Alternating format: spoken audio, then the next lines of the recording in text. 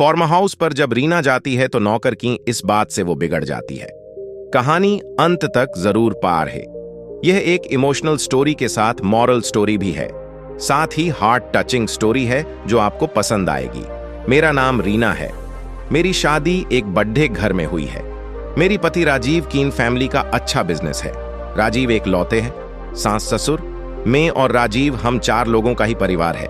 राजीव और पापा जी सारा बिजनेस संभालते हैं, इसलिए काम से वापस आने का कोई समय नहीं होता है। राजीव अब एक नया काम शुरू करने वाले हैं नई जगह पर। वहां पर हमारा एक फार्म हाउस भी है, इसलिए हम दोनों कुछ दिन वहीं जाकर रहेंगे। फार्म हाउस में समय बिताने के साथ राजीव अपना काम भी करते रहेंगे। सुबह जल्दी ही हम लोग फार्म हाउस में पहुंच गए। फार्म हाउस पर जब रीना जाती है तो नौकर की इस बात से वो बिगड़ जाती है। कहानी अंत तक जरूर पढ़े। यह एक इमोशनल स्टोरी के साथ मॉरल स्टोरी भी है, साथ ही दिल छू लेने वाली कहानी है जो आपको पसंद आएगी। मेरा नाम रीना है। मेरी शादी एक बड्ढे घर में हुई है।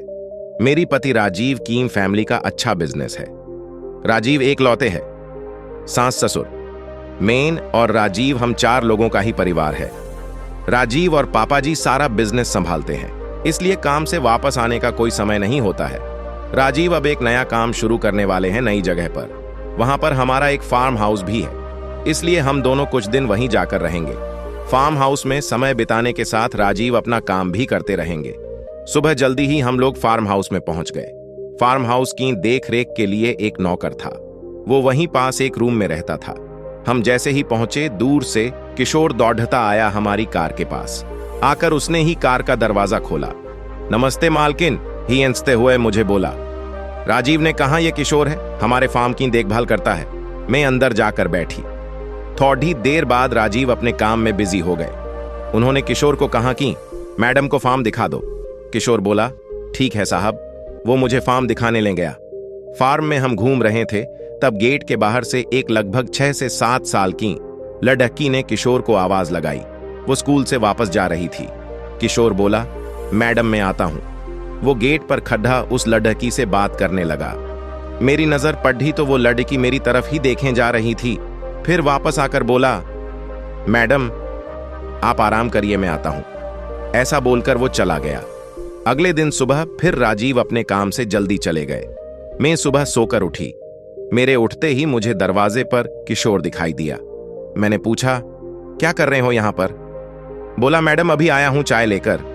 मैंने बोला, ठीक है, यहां टेबल पर रखकर चले जाओ। मैं नहाकर किचन में गई। किशोर वहीं था, अपना कुछ काम कर रहा था। फिर वो मुझसे बातें करने लगा। मैं उस तरह की लाड डीएच की नहीं हूं कि कोई एकदम से मुझसे बात करें और मैं भी उससे करने लगूं, इसलिए मैंने उसकी बातों पर कोई जवाब नहीं दिया। यहां का पुराना नौकर था, इसलिए मैं उसकी बातें सुन भी रही थी। अगर ऐसा नहीं होता तो शायद मैं उसे डांट देती। अभी मुझे यहां आए 2-3 दिन हो गए थे। मैंने ये नोटिस किया कि वो मुझसे बात करने की कोशिश लगातार करता ही रहता था। एक दोपहर में कमरे में अकेली बैठी थी। अचानक से किशोर कमरे में आता है। बोलता है, मैडम मुझे कुछ पूछना है।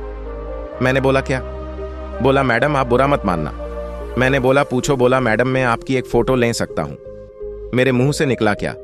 बाहर निकलो अभी कमरे से। किशोर बोला, मैडम आप गलत समझ रहे हैं, मेरी बात तो सुनिए। मुझे पता नहीं क्यों गुस्सा आ गया। मैंने बोला, बाहर निकलो या अभी तुम्हारे साहब को फोन करो। इतना बड़ा घर और मेरे लिए तो अनजान ही था, ऊपर से वो इस तरह की बातें कर रहा था। मुझे कुछ अजीब लगा। मैंने सोचा शाम को राजीव आएंगे तो सबसे पहले इसकी छुट्टी करवाऊंगी। शाम को राजीव आए तो मैंने उनको सब बताया। राजीव मानने को तैयार ही नहीं थे। बोले, ये कई सालों से है, उसकी एक बच्ची भी है, तुम कुछ गलत समझ रही हो। उसकी बच्ची के बारे में मुझे पता नहीं था। मैंने बोला, कई सालों से यहाँ कोई लेड डीडीएच की भी नहीं आई थी। राजीव ने बोला, रुको अभी बुलाकर बात करते हैं। राजीव ने किशोर को आवाज लगाई। किशोर आया तो राजीव ने बोला, क्या हुआ किशोर? तुम्हारी मैडम कुछ कंप्लेंट कर रही है। साहब मैंने सिर्फ फोटो लेने को कहा था। राजीव ने पूछा, क्यों चाहिए तुम्हें फोटो? किशोर बोला, साहब आप तो जानते हैं मेरी 7 साल की एक बच्ची है। उसकी माँ उसके पैदा होते ही चल बसी थी, और जब वो 2 साल की तब हमारे घर में आग ला गई थी। भगवान की कृपा हम तो बच गए, लेकिन उसकी माँ की सारी निशानियां खत्म हो गई। बिना माँ की बच्ची को संभालना बड़ा मुश्किल होता है साहब। मैडम, उस दिन जब मैं आपका फार्म दिखा रहा था, तब स्कूल से घर वापस जाते वक्त उसने हमें देख लिया। मेरा घर यहीं थोड़ी दूर पर है, उसकी दादी उसे संभालती है। हमेशा मुझसे पूछती रहती थी कि पापा मेरी कैसी दिखती थी, कैसी चलती थी, कैसे बातें करती थी। मैं उसे कहता था वो बहुत सुंदर थी। यहाँ गांव में उसके जैसा कोई नहीं है। आपको जब देखा तो उस दिन मुझे उसने यही पूछा, क्या पापा मम्मी ऐसी थी? मैंने उसे कहा हाँ ऐसी ही थी। तब से जिद पर आज गई कि मुझे मैडम से मिलना है। वो मेरी मम्मी जैसी है, स्कूल नहीं जा रही। मैं इसीलिए आपसे बात कर रहा था कि आपको ये सब बता सकूं, लेकिन आपका स्वभाव अलग है। फिर उसने आज सुबह से कुछ खाया नहीं। बोल रही है फोटो लाना, मैं मेरे स्कूल वाले दोस्तों को दिखाऊंगी कि मेरी मम्मी ऐसी थी। तो मैंने बोला कि मैं तुझे फोटो लेकर दिखा दूंगा। वो बोली पक्के से लाना। इतना कहकर किशोर फूट फूट कर रोने लगा। रोते हुए ही बोला, बच्ची है मैडम, उसका नसीब ही ऐसा है। पैदा होते ही माँ मर गई और बाप मुझ जैसा मिला। मैडम, हम साहब से कुछ भी बोल देते थे। साहब का कभी मुझे डर नहीं लगा। यही आदत मुझे PDDH गई और मैंने आपको भी अपना समझकर बोल दिया। आप मुझे बताने देती तो मैं आपको भी बता देता।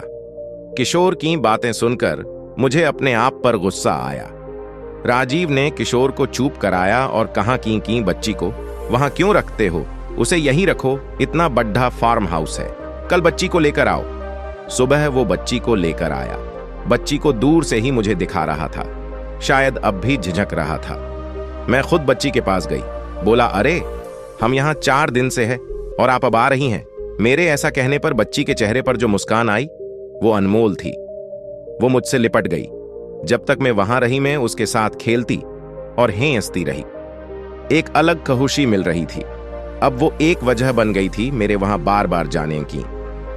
आपको ये कहानी पढ़कर कैसा लगा हमें कमेंट कर जरूर बताएं। इसी तरह की मजेदार कहानियां आप हमें फॉलो करें।